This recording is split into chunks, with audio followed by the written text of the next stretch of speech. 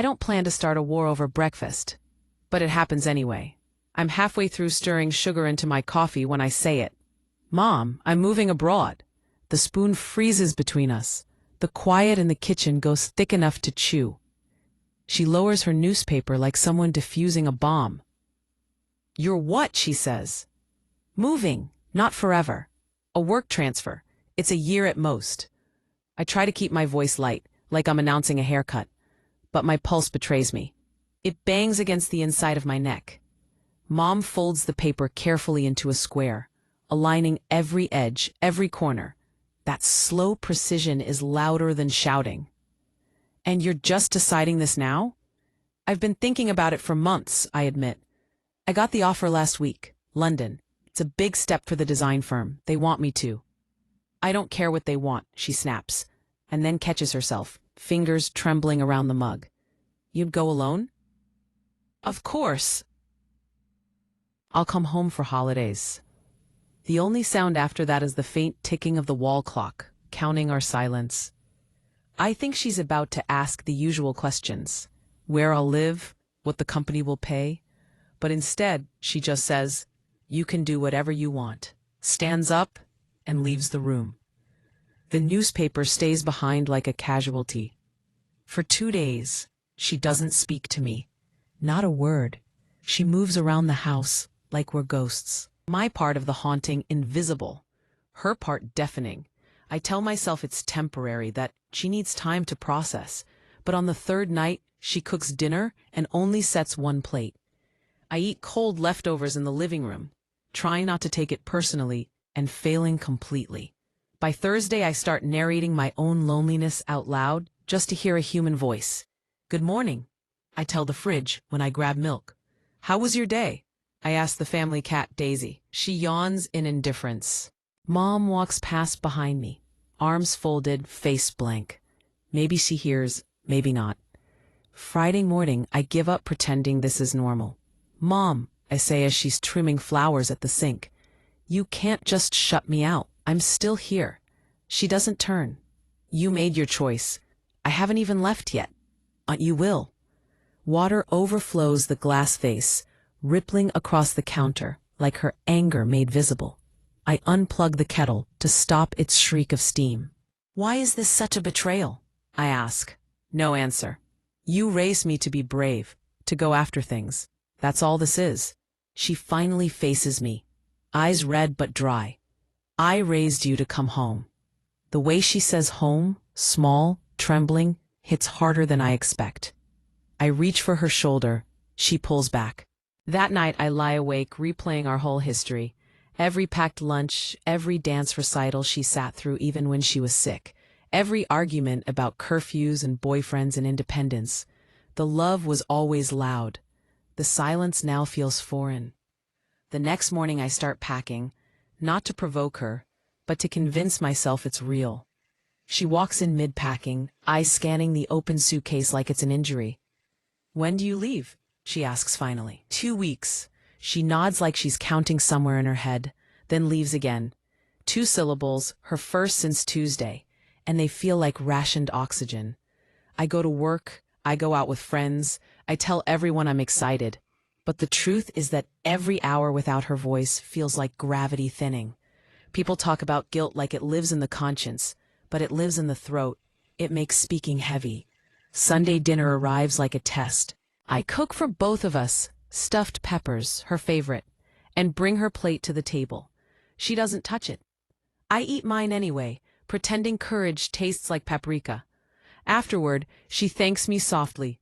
But the word thanks isn't the bridge I want. It's a brick wall with a single polite window.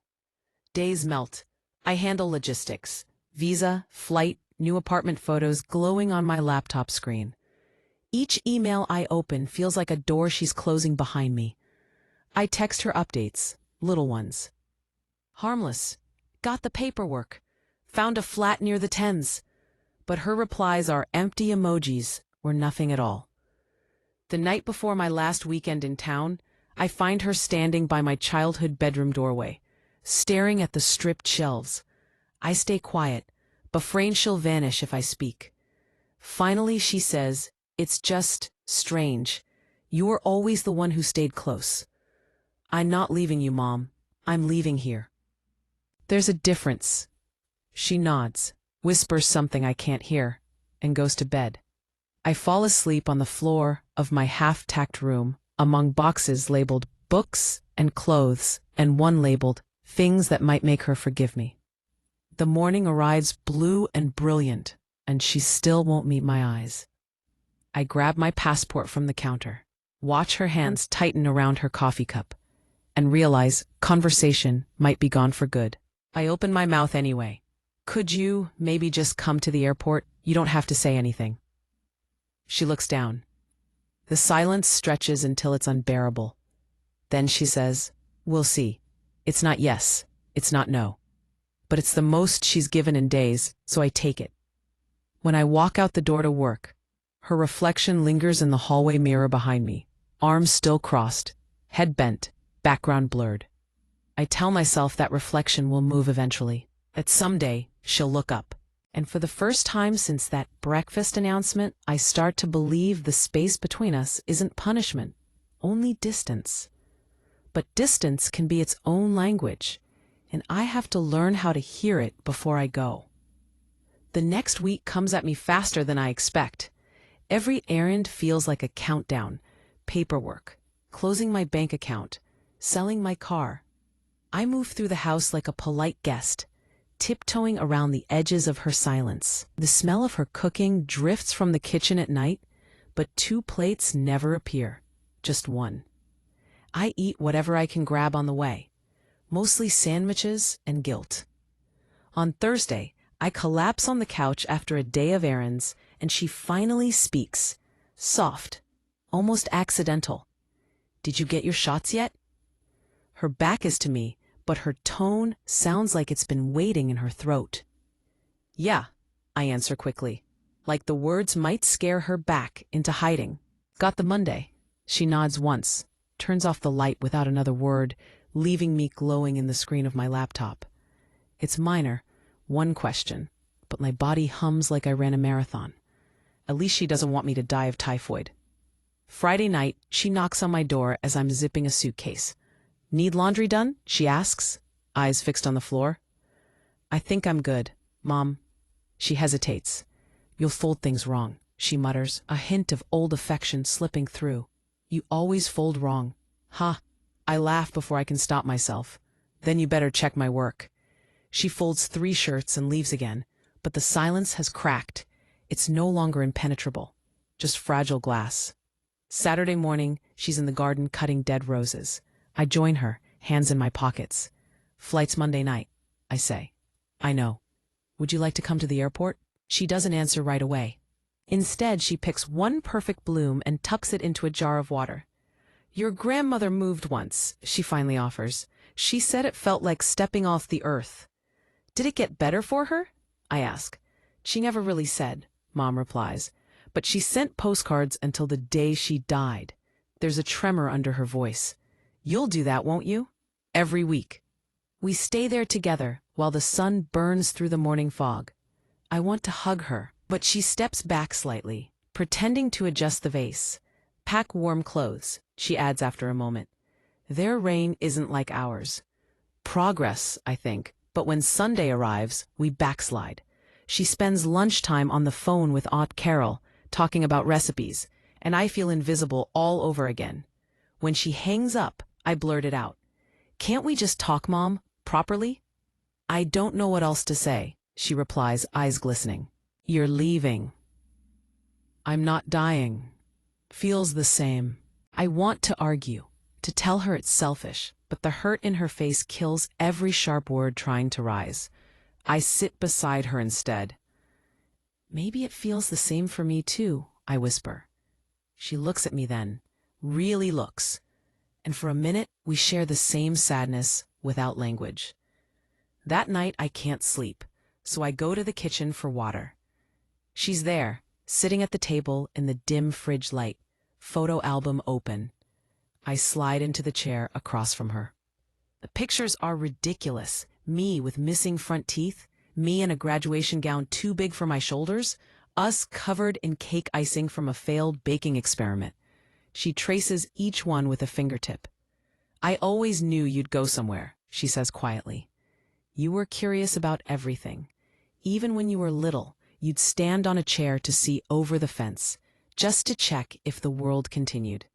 She gives a small laugh that trembles at the edges. I should have realized the fence would never keep you. I can build a new fence wherever I land, I say, and you can visit it.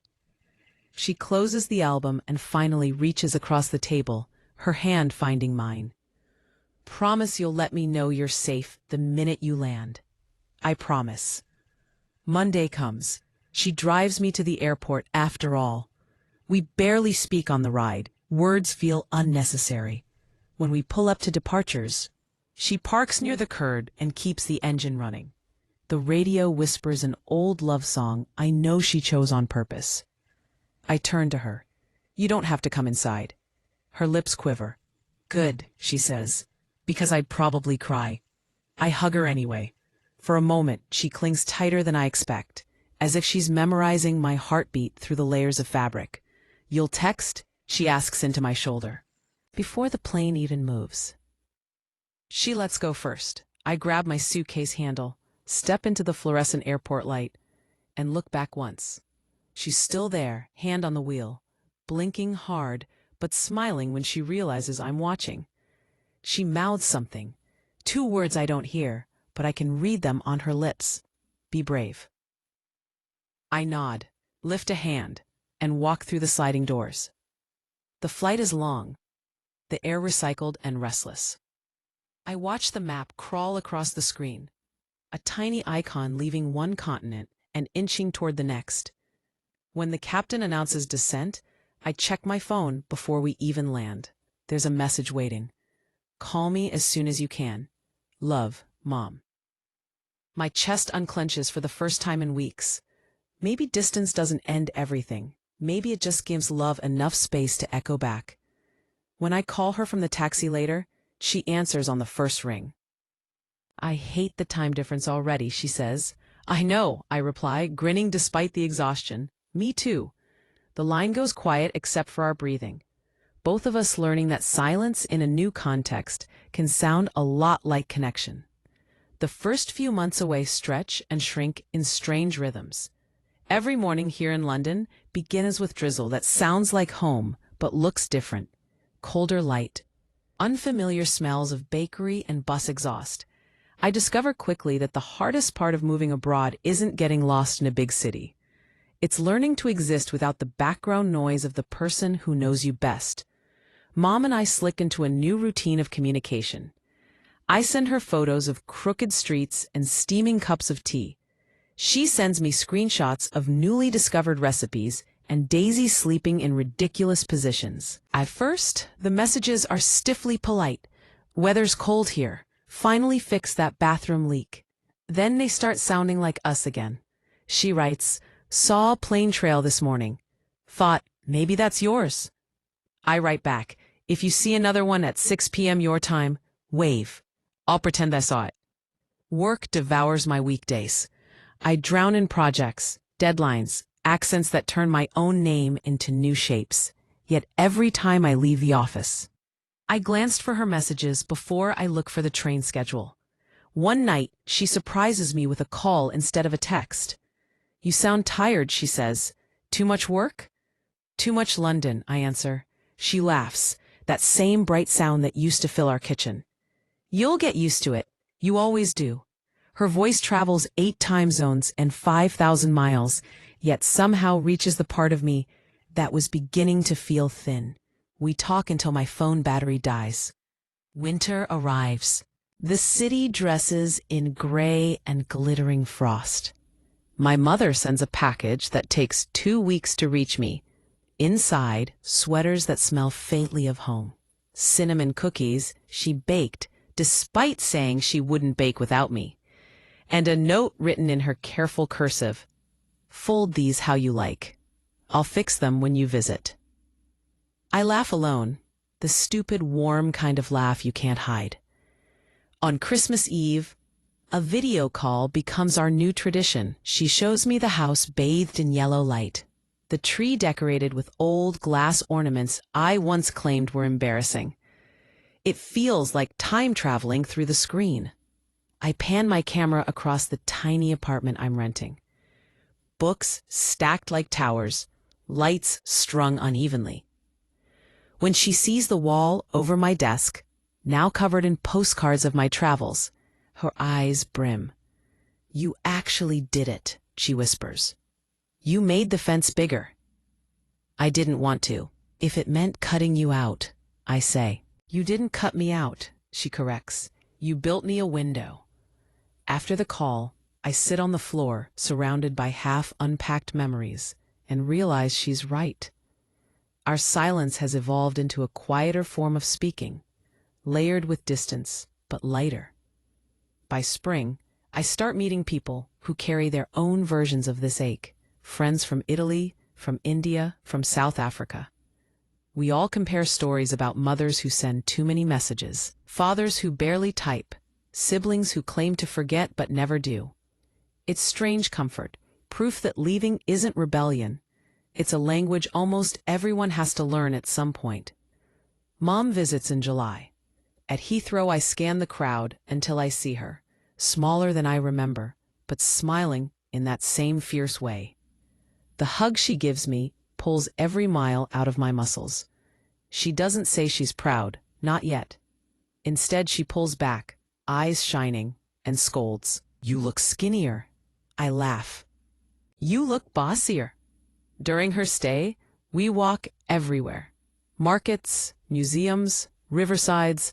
She tries British tea, hates it, pretends not to. She watches me navigate the city with unspoken amazement, as if she's realizing that the kid at her breakfast table grew into someone capable of finding home on a map she's never used. During her stay, we walk everywhere. Markets, museums, riversides. She tries British tea, hates it, pretends not to. She watches me navigate the city with unspoken amazement, as if she's realizing that the kid at her breakfast table grew into someone capable of finding home on a map she's never used. I didn't stop speaking because I was angry. I just didn't know what to say that wouldn't make you stay for me. I swallow the lump in my throat. "You didn't lose me, Mom. You just let me walk further." She nods, smiling through tears. It turns out distance doesn't break things. It stretches them until you see what they're made of. When I take her back to the airport, she hugs me long and hard, slips a folded note into my pocket, and disappears into the crowd. On the train home, I open it. In her handwriting, "I used to worry silence meant losing you. Now I know it's just another way we rest between sentences." I close my eyes and breathe. The city outside hums with evening. Buses rushing by, street performers tuning guitars, someone laughing in a language I don't understand. Somewhere above all that noise, an invisible thread pulls steady and unbroken, leading straight home. I whisper into my phone's recorder. Half a message, half a journal entry. "Mom, I'm still here, just further away. I'll see you soon." The words stay hanging in the quiet, reaching across the water, bridging all the spaces silence used to fill.